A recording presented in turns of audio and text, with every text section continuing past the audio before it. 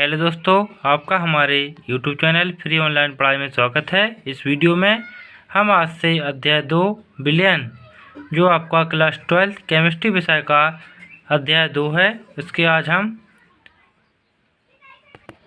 लघुत्तरीय तथा दीर्घोत्तरीय सभी प्रश्न देखने वाले हैं और हम आपको समझाने वाले हैं। तो प्लीज़ वीडियो के साथ अंत तक बने रहें और अपने जो सिलेबस है उसको अच्छे से रीड करें। तो सबसे पहले अध्याय 2 विलयन, इसका जो पहला प्रश्न है वो है आपका सांद्रता के आधार पर विलयनों के प्रकार बताइए। मतलब आपको क्या करना है, सांद्रता कहलाती है एक मात्रा, एक क्वांटिटी, मतलब जैसे कि गाढ़ापन हो गया, पतलापन हो गया, ये कहलाती है आपकी सांद्रता, और इसके आधार पर हमें विलयनों को बताना है। तो चलिए शुरू करते हैं। सबसे पहला जो विलयन है आपका, सबसे पहला विलयन है तनु विलयन। तो तनु विलयन में हम क्या लिखेंगे, ऐसे विलयन जिनमें विलायक की तुलना में विलेय पदार्थ बहुत कम अर्थात अल्प मात्रा में होता है, तनु विलयन कहलाते हैं। अब आप ये सोच रहे होंगे कि विलायक क्या कहलाता है और विलेय क्या कहलाता है। पहले मैं इनको डिफाइन करता हूँ। तो सबसे पहले विलायक क्या कहलाता है। विलायक कहलाता है जो उस पदार्थ में पहले से उपस्थित हो, और विलेय कहलाता है जो हम उसमें जिसकी कमी होती है या गाढ़ापन होता है, पतलापन होता है, तो उसके लिए जो हम मिलाते हैं वो कहलाता है आपका विलेय। तो ऐसे मैं आपको लिए एक चित्र के माध्यम से बता रहा हूँ। जिस प्रकार इस चित्र के माध्यम से आप देख सकते हैं, ये आपका बीकर है। तो ये बीकर आपका एक रखा है, तो इसमें जो पदार्थ भरा है वो क्या कहलाता है, विलायक। और इसके आवश्यक के लिए यदि हम इसे में किसी दूसरे बीकर में इसका जो पदार्थ मिलाते हैं कहलाता है विलेय। तो इसका मतलब आप समझ सकते हैं।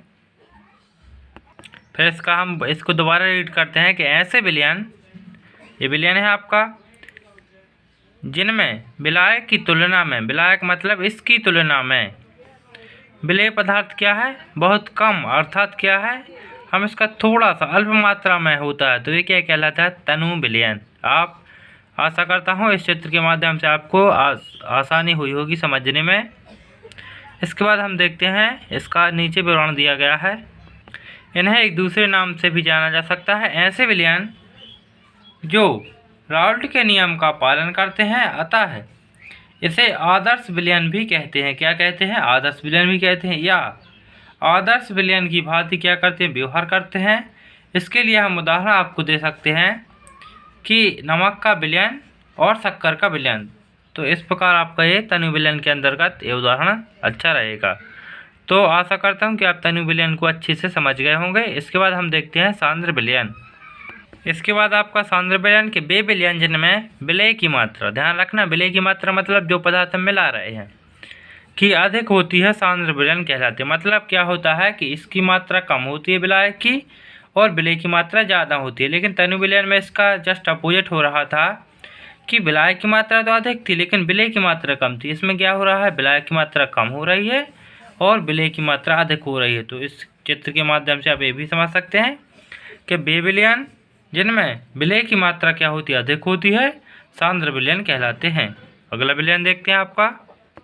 अगला जो विलयन है आपका नंबर 3, संतृप्त विलयन। तो वे विलयन जिनमें किसी निश्चित ताप पर विलेय की, मतलब एक ताप होता है, कोई भी ताप आप ले सकते हैं, अधिक मात्रा नहीं घोली जा सकती, उसे संतृप्त विलयन कहते हैं। मतलब ये क्या होता है कि संतृप्त विलयन है जो एक ताप पर निर्भर करता है। मतलब एक विलेय की मात्रा आप जैसे इसमें 40 ग्राम घोल दें, एक उदाहरण के लिए, इसके बाद एक ताप होता है आपके लिए, तो आप इससे कितना भी ताप मान लें, मान लो 20 डिग्री सेल्सियस मान लिया, तो इतने ताप पर एक 40 ग्राम, इससे ज़्यादा नहीं घोला जा सकता। तो ये क्या कहलाता है आपका, संतृप्त विलयन। मतलब विलेय की और अधिक मात्रा नहीं घोली जा सकती, एक सीमित ताप पर एक सीमित मात्रा ही होती है, तो ये कहलाता है आपका संतृप्त विलयन।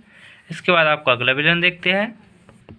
फिर आपका जो चौथा है अति संतृप्त विलयन। तो वे विलयन जिनमें विलेय पदार्थ की मात्रा, विलेय पदार्थ की मतलब जो हम मिला रहे हैं, संतृप्त विलयन की अपेक्षा क्या होती है, अधिक होती है। संतृप्त विलयन एक ताप पर निश्चित रहता है, इससे भी अधिक होती है, तो वो कहलाता है अति संतृप्त विलयन। मतलब इसमें क्या होता है कि संतृप्त विलयन से थोड़ी अधिक मात्रा होती है, तो इसीलिए इसका नाम पड़ गया अति संतृप्त विलयन। तो इसे ये भी आप अच्छे से समझ सकते हैं।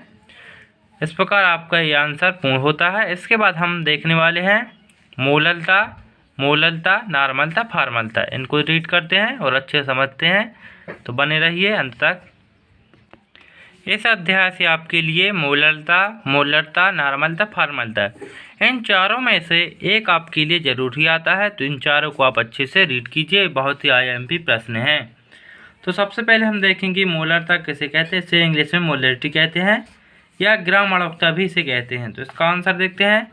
किसी विलयन के 1 लीटर आयतन में उपस्थित विलेय के मोलों की संख्या मोलरता कहलाती है। इसे m से द्वारा दर्शाया जाता है। 1 लीटर आयतन में क्या करते हैं, उपस्थित विलेय, विलेय मतलब जो हम मिलाते हैं। तो 1 लीटर आयतन में हम जो विलयन मिलाते हैं, विलेय, उसके मोलों की संख्या क्या कहलाती है, मोलरता। इसे एक उदाहरण से समझ सकते हैं।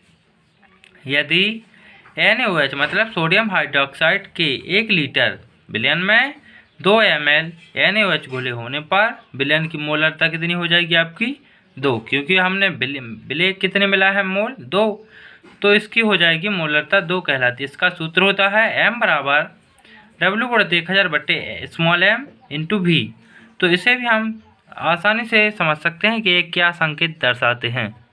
इसमें आपका जो V होता है वो कहलाता है विलयन का आयतन, वो होता है मिलीलीटर में, और आपका स्मॉल w होता है, A होता है विलेय की मात्रा, और स्मॉल m होता है, A होता है आपका विलेय का अणुभार, और जो कैपिटल M होता है ये कहलाती है आपकी मोलरता।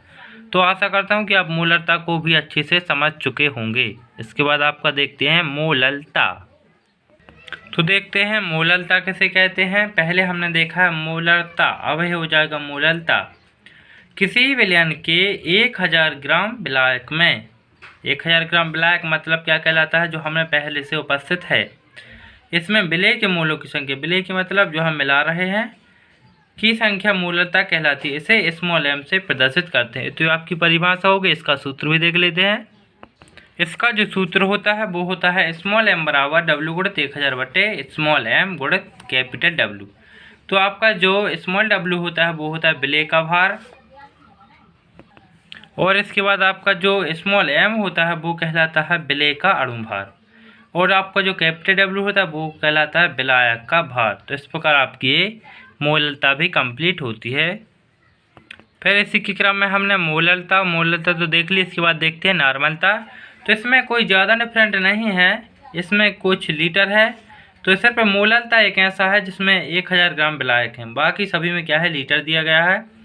इसका आंसर है कि किसी विलयन के 1 लीटर आयतन में उपस्थित विलेय के ग्राम तुल्यांकों की संख्या, सिर्फ इसमें इतना जोड़ देना है कि ग्राम तुल्यांकों की संख्या विलयन की नॉर्मलता कहलाती है। इसे n से प्रदर्शित करते हैं।